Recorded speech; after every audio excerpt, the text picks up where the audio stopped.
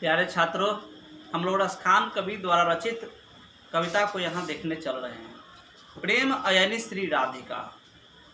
कवि रसखान कहते हैं कि भगवान श्री कृष्ण और राधा जी के जो प्रति प्रेम है, इन दोनों का जो प्रेम है वह क्या है? विशुद्ध आध्यात्मिक प्रेम है। लेकिन दुर्भाग्य की बात है कि आज के तथाकथित विद्वानों ने, तथाकथित संतों ने और हमारे समाज के केवल किताब चट्टू विद्वान लोग राधे कृष्ण को क्या बना दिए? एक रोमांटिक मूड में बना दिए, उनका एक असभ्यता का उनके प्रति भाव बना दिए, और जिसका परिणाम है कि आज लोगों के प्रति भगवान कृष्ण और राधा के जैसे ही नाम आता है, गलत छवि उनके अंदर बन जाता है। जबकि भगवान श्री कृष्ण जब गोकुल में थे, भगवान श्री कृष्ण जब ब्रजभूमि में थे, तो मात्र 6 वर्ष के थे। आप शास्त्र पढ़ेंगे, महाभारत पढ़ेंगे तो पूरा क्लियर उसमें दिया हुआ है। और उस समय राधा जी उनसे लगभग उम्र में दुगना से ज़्यादा थी।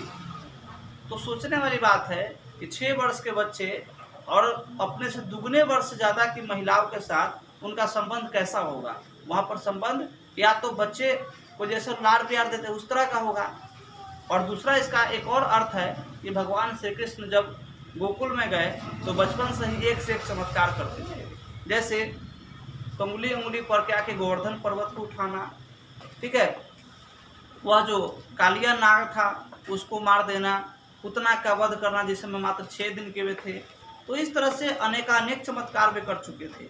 और 6 वर्ष की आयु में उनको बुलाया गया था मथुरा, कंस बुलाया तो अपने मामा का वध किए थे। तो ऐसा ऐसा उन्होंने चमत्कार किया जिसके परिणाम स्वरूप सभी लोग उनको आदर के भाव से देखते थे, सब लोग सम्मान देते थे। और राधा जी उनकी उसी तरह की भक्तनी में से एक थी। तो वहाँ जो प्रेम है वह भक्त और भगवान का है, वहाँ कोई प्रेमी और प्रेमिका का प्रेम नहीं है।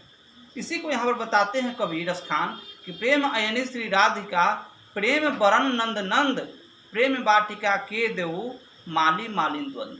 जिस प्रकार से माली और मालिन दोनों का प्रेम किसके प्रति होता है? अपने बगीचा के प्रति होता है।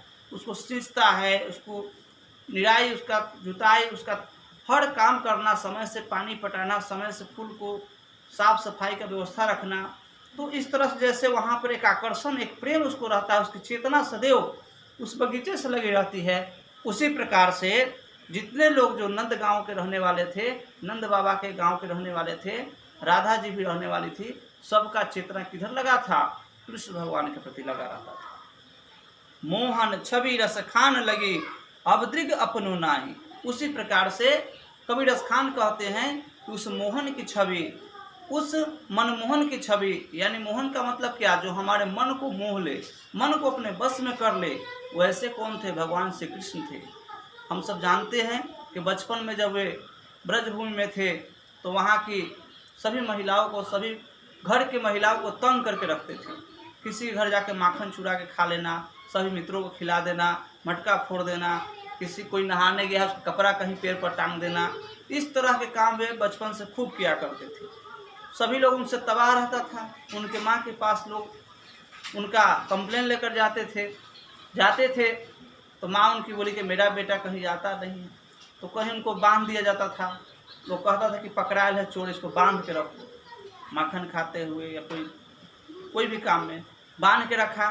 गया बुलाने तो वहाँ देख रहा कि वहाँ बच्चा खेल रहा है, वहाँ कृष्ण जी अपने माँ के पास खेलते थे। फिर वहाँ जाता था लोग तो वहाँ देखता था कि वहाँ पे भी है। इस तरह से वह बहुत सारे चमत्कार को किया करते थे। रसखान कवि कहते हैं कि मेरे मन में भगवान श्री कृष्ण के प्रति जो छवि बन चुका है, अवदृग अपनो नाही, वह इसके कारण से क्या है? मेरा जो मन है अपने बस में नहीं है। आँचे आवत धनुष से छूटे सर से जाही। जिस प्रकार से कोई तीर धनुष से छूट जाता है फिर वापस नहीं आता है, उसी प्रकार से अब मेरा मन किधर लग गया है? भगवान श्री कृष्ण के चरणों में लग गया है। मोमन मालिक ले गयो, चिते चोर नंद नंद। कृष्ण भगवान को चोर कहा गया यहाँ पर। अब कहिए कि भगवान को चोर क्यों कहा गया? तो कृष्ण भगवान को चोर इसलिए कहा गया कि वह सारे अपने भक्तों का मन को अपने बस में कर लिए थे, सबको अपने मन में कर लिए थे, इसलिए उनको चोर कहा गया। प्रश्न बार बार पूछता है कृष्ण को चोर क्यों कहा गया? तो जब मेरे पास मन ही नहीं रहेगा तब तो कोई मेरा मन फालतू चीज में लगेगा नहीं। मैं कुछ सोच नहीं पाऊंगा, मैं कुछ गलत चीज तरफ देख नहीं पाऊंगा। जब मेरा मन मेरे पास रहेगा ही नहीं, मन ही सब कुछ कराता है। मन कर रहा है तो हम पढ़ रहे हैं, नहीं मन करेगा उठ के चल देंगे, मन करेगा किसी से झगड़ा कर लेंगे, किसी को गाली देंगे, किसी से मारपीट करेंगे, किसी से कुछ। हर काम आदमी किससे करता है? अपने मन के बताए रास्ते पर। प्रस्थान कवि कहते हैं कि वह जो भगवान कृष्ण है वह क्या किए? मोमन मालिक ले गए चिते चोर नंद नंद। वह नंद बाबा के पुत्र जो हैं भगवान श्री कृष्ण, वह क्या किए? हमारे मन को चुरा लिए। अब बेमन मैं क्या करूं? अब तो मेरे पास मन है नहीं, बिना मन का मैं क्या करूं? बड़ी फेर में पड़ गए, क्योंकि मन नहीं है तो हमसे कोई बुरा काम नहीं होगा। हम क्या करेंगे? केवल भगवान की भक्ति में, भगवान के द्वारा बताए हुए रास्ते पर चलेंगे। प्रीतम नंद किशोर जा, दिन से नैनन लगियो, मन पावन चित चोर, पलक ओट नहीं करी सकूं। जिस दिन से भगवान श्री कृष्ण के प्रति मेरा नयन लग गया, उनके प्रति भक्ति का भाव आ गया, उनसे मेरा नयन लग गया, यानी कि उनके प्रति आस्था का भाव हो गया। अब मन पावन चित चोर, हमारे चित्त को भी चुरा लिए। चित्त को चुराने का मतलब कि हमारे अंदर वह चित्त जो है एक प्रकार का कैमरा है, सभी अच्छे और बुरे कर्म उसमें सेव होते हैं, तो वह भी मेरे पास नहीं रहा। जितने बुरे कर्म थे वह सब दूर हो गए। संतों ने कहा कि ब्रह्म विद्या चिनगी उड़ी, लगे कर्म घर आग, कर्म वासना मिट गई, चेतन चेतन जाग। उसी प्रकार से भगवान श्री कृष्ण योगेश्वर थे, योग की सिद्धि था उनके पास। जब कंस से मिलने जा रहे थे तो रास्ते में कुबड़ी बुढ़िया थी, उसको सामने में जाकर बोलते हैं, सुंदरी तुम कहाँ जा रही हो? वह चिढ़ जाती है कि मेरा शरीर कुरूप है, मेरा कमर झुका हुआ है, सब हमको कुराता है, मजाक उड़ाता है, तभी मजाक उड़ा रहा है। बहुत कहते हैं कि तुम मेरा मजाक उड़ाते हो। कृष्ण भगवान ने कहा कि तुम्हारे शरीर को देख कर सब लोग मजाक उड़ाते हैं, लेकिन तुम्हारा आत्मा परम पवित्र है, आत्मा बहुत सुंदरी है, इसलिए मैं तुझे सुंदरी कह रहा हूँ। तुम सही में सुंदरी हो। उसके माथे पर हाथ रखते हैं, उसका शरीर स्वस्थ हो जाता है, सही में उसको सुंदर स्वरूप मिल जाता है। तो ऐसी काम वे किया करते थे। वही कह रहे हैं कि मोम मन पावन चित चोर, पलक ओट नहीं कर सके। यानी कि जो व्यक्ति भी कृष्ण भगवान को देखता था, उनके दर्शन करता था, उनकी भक्ति करता था, उनसे प्रेम जिसका भी होता था, वह क्या हो जाता था? सब के सब उनमें तल्लीन हो जाते थे, अपना सर्वस्व खो देते थे, अपने मन चित्त से ऊपर उठ जाते थे। यही भाव यहाँ पर स्थान कवि कहते हैं कि मेरा भी स्थिति कुछ वैसा ही है। मैं उस समय तो कृष्ण भगवान के समय तो नहीं था, लेकिन आज भी जब ब्रजभूमि में मैं रहने लगा तो मुझे भी वैसा ही अनुभूति होता है जैसे कृष्ण भगवान आज यहाँ पर उपस्थित है। दूसरे सवैये में रसखान कवि कहते हैं, करिल के कुंजन ऊपर बारो, ला लकुटी या लकुटी अरुकाम मरिया पर राज तिहु पुरकी तज डारो, आठ हूँ सिद्धि नवनिधि को सुखनंद की गाय चराई बिसारो। क्या कहते हैं कि सारे संसार में आठों सिद्धि नवनिधि का जो सुख है, स्वर्ग का जो सुख है, वैकुंठ का जो सुख है, वह सब फीका पड़ जाता है। कहाँ? नंद गांव में गाय चराने के समय, जिस समय भगवान श्री कृष्ण वहाँ पर गाय चराते थे, उस गाय का चराने के समय का जो सुख था वह बड़ा विचित्र था। चारों तरफ भगवान श्री कृष्ण क्या करते थे? वहाँ पर जैसे ही मुरली बजाना शुरू करते थे, वह गांव के सभी लोग जमा हो जाते थे। गाय चरती रहती थी। जंगल के हिंसक प्राणी बाघ शेर इत्यादि अपने हिंसा के भाव को भूल जाते थे। और उतना ही नहीं, उसके बाद भी सभी लोग गांव के, कोई अगर खाना बना रही है महिला, अगर रोटी चढ़ाई हुई तावा पे, तो रोटी नहीं उतारती थी और दौड़े दौड़े चल देती थी भगवान श्री कृष्ण के उस बांसुरी को, उस मुरली को सुनने के लिए। कोई माँ अपने बच्चों को दूध अगर पिला रही है तो बच्चा को वहीं छोड़ देती थी, ऐसा उसके अंदर व्याकुलता उत्पन्न हो जाता था। कोई अगर महिलाएं आँख में काजल लगा रही है, एक तरफ काजल लगाई है, और जैसे ही मुरली की आवाज़ सुनाई पड़ा कि दूसरे तरफ लगाना है, याद भी नहीं रहता, शुद्धि खो देती थी। यह स्थिति उत्पन्न हो जाता था।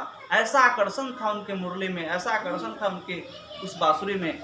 जब वे बजाते थे, गाय चारों तरफ चढ़ करके फिर उनके मुरली की आवाज़ को सुन करके उनके पास आ जाया करते। तो आठ हैं सिद्धि नवनिधि को सुखनंद की गाय चराई बिसारो, रसखान कबो इन आखन सौ, ब्रज के बनबाग तराग निहारो।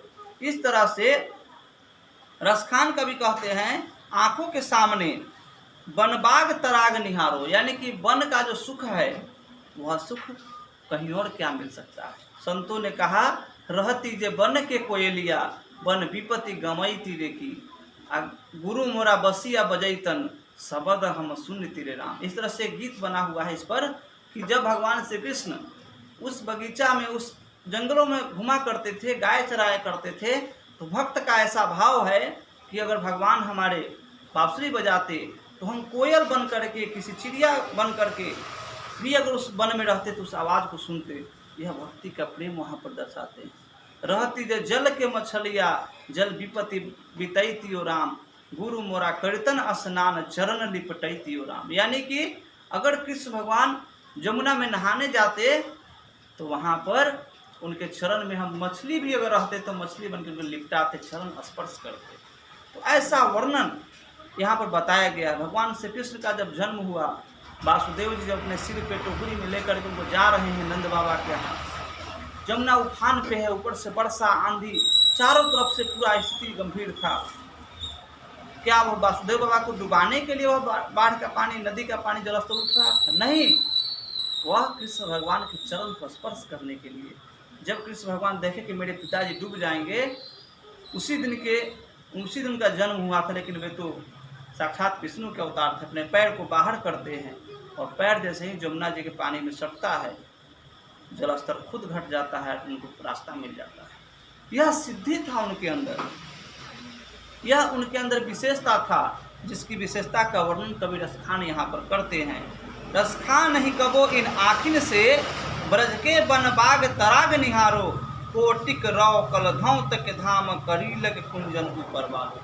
कहते हैं क्या कि करोड़ों जगह पर करोड़ों तीर्थ कर लिया जाए, व्रत कर लिया जाए, सब कुछ का जो सुख है उससे बड़ा सुख ब्रजभूमि का मिला मुझे। यहाँ पर कृष्ण भगवान की भक्ति के रूप में यह भाव यहाँ पर कवि रसखान कहते हैं। तो प्रेम का वर्णन, और रसखान कवि यहाँ पर दूसरा क्या कहते हैं, कृष्ण भगवान की भक्ति के प्रति इनका क्या आस्था है, इन दोनों चीज़ों को इस कविता के माध्यम से बताए हैं। मैं आशा करता हूँ कि आपको समझने में यह सहायता मिले। हमारे इसी तरह की वीडियो को देखने के लिए लाइक शेयर कमेंट जरूर करें और हमारे चैनल से जुड़े। और पीछे भी कई वीडियो हम 10th क्लास के सभी चैप्टर से, सभी सब्जेक्ट से डाला करते हैं, आगे भी डालते रहेंगे। चैनल को सब्सक्राइब करके और आप इसको शेयर भी करें और इस तरह से अभी तत्काल मैं ऐसे डाल रहा हूँ। फिर लाइव क्लासेज भी आप लोग का, बहुत सारे स्टूडेंट का डिमांड हो रहा है लाइव क्लास किया जाए, तो उसमें कंटिन्यू लाइव क्लास आपके बीच में रखने का मेरा योजना है। तो उसको लेकर के मैं उपस्थित हूँगा। तब तक आप वीडियो को देखें, समझें, कोई दिक्कत हो कमेंट में अपना प्रश्न रखें। धन्यवाद।